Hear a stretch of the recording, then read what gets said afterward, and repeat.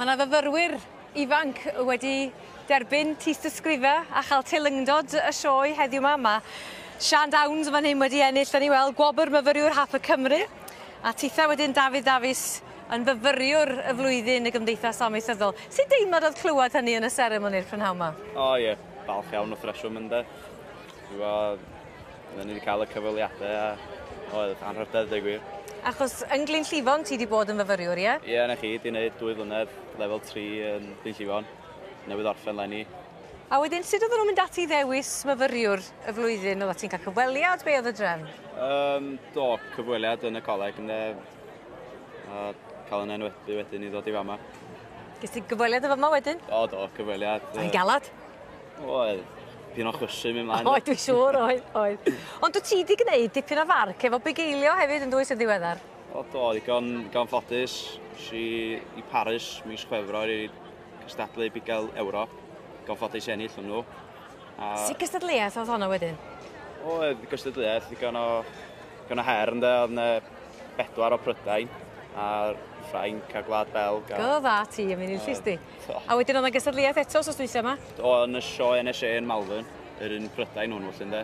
A 4 yn hwnna. Da iawn. Wedyn ar ôl yr holl bethau mae ti wedi ennill yn ddiweddar, be nesaf rwan i chdi? O Aberystwyth mis Medi gobeithio. Wneud gradd o fanno. Ymlaen ar bywyd myfyriwr felly, ymlaen ar astudiaethau, ie? Ie, gofyn wneud, mae siŵr yn dydi. A fydd na ddipyn o ddathlu, dwi'n siŵr heno yn bydd. O, bydd. Nes i edrych ar ôl y dystysgrifna rwan, ta beth ydy hanes di rwan ta? Ti'n graddio mis Medi yma? Graddio mis Medi nawr 2-1, mewn amaeth a gwyddo'r anifeiliaid. A dderchog. Sa'n gyfarchiadau mawr. Nice. A sut y bu chdi gael dy ddewis felly yn fyfyriwr y flwyddyn?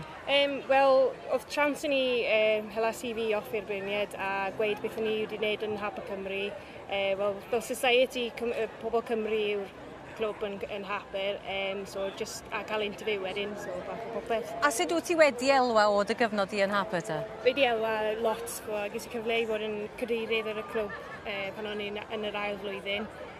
Trefna ni tipyn o trips nôl ymlaen i'r sioe, i'r ffair eia. A mae'n rhoi hwb i fi mynd mas i cymryd mwy o fantais yn y industry. Ie. A ti wedi cael profiad gwaith yn ddiweddar hefyd, yn do? Ie. Mae blwyddyn allan efo coleg yn y trydydd flwyddyn, so ni'n gweithio efo Dawn Meats draw yn Bedford. Beth o ti'n neud fanna wedyn?